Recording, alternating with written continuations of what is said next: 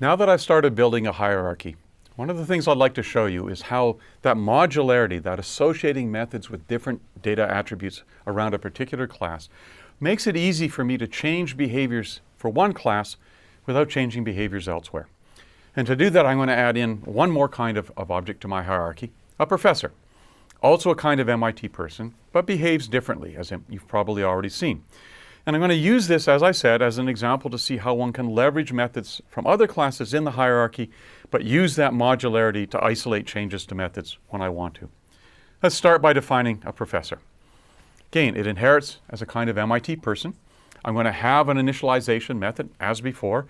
And as I did with students, I'm going to inherit or use the inherited MIT person initialization method to set it up.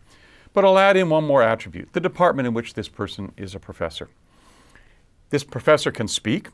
Again, I'm going to use the underlying MIT person speak method, but I'm going to add in a few other things to the utterance. And you can see the example here. I'm going to in fact say what department the person's in and how they say things. And we'll see an example in a second. Professors not only speak, they lecture. And so I'll give the professor the ability to lecture.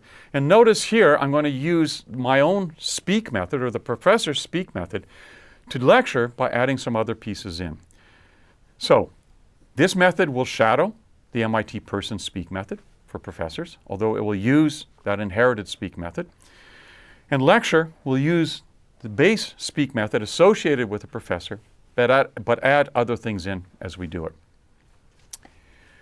Let's see what happens if we were to do this. So I'm going to go back to the things I've already built, some of my earlier examples, and just look at how the different speak methods work. So I've got an MIT person, and I can do that. I can say, I'm going to print out asking M1 to speak, and just say a very simple, hi there. And it prints out, as we saw before, Gates says, hi there, because that's the speak method for an MIT person. Now, I know that uses that base method. Let's look at another example. I'm going to print out for a student. And if I do print S1 speak, again, just saying hi there, it prints out, Damon says, dude, hi there. It's using the undergraduate speak method, because that was the kind of student we created, which uses the MIT person method, but simply adds dude to the front of the utterance.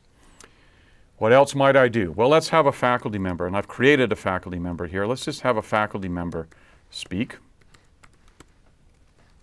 And if we ask that faculty member to say hi there, I should have said earlier, the faculty member I created was a professor named Dr. Arrogant in course 6, and he prints out, in course 6, we say hi there. And this is coming from the change I made to that speak method for a faculty member. And finally, if I were to have a faculty member lecture, so I asked this faculty member that I created to lecture on the topic of hi there, he says, or rather it prints out, Arrogant says, in course 6 we say, it is obvious that, hi there.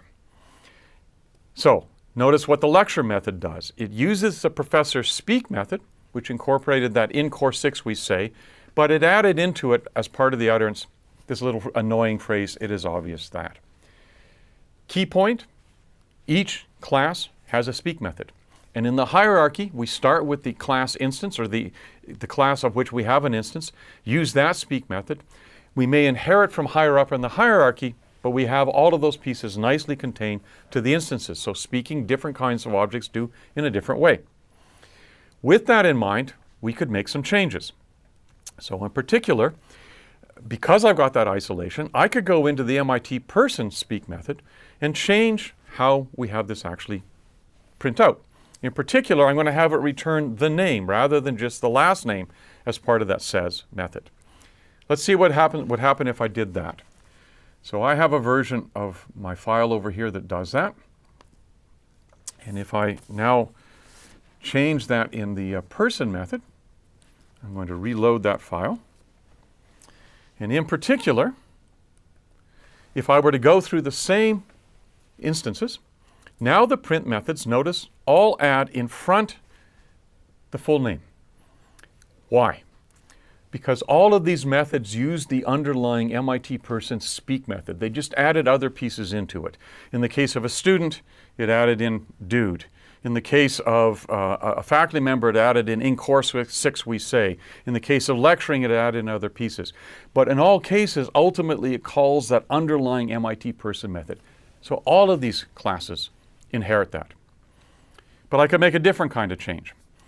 For example, I could decide that I'm going to change the undergraduate students' speak method to, rather than saying dude, say yo bro. And if I were to make that change and come back and try it, I load it into my machine and I were to print those things out, I would get the following behavior. It looks exactly like the previous case.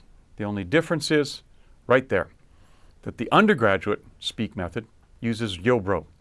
Notice it doesn't change faculty member either speaking or lecturing. It doesn't change the MIT person. And for two different reasons. For the MIT person case, undergraduate is lower in the hierarchy. So in fact, it would not have a change there. In the case of a faculty member, it's in another place in the hierarchy, and it does not use the student's method. It uses the MIT person's method. I've modularized it. I've captured a behavior locally, and that's really nice.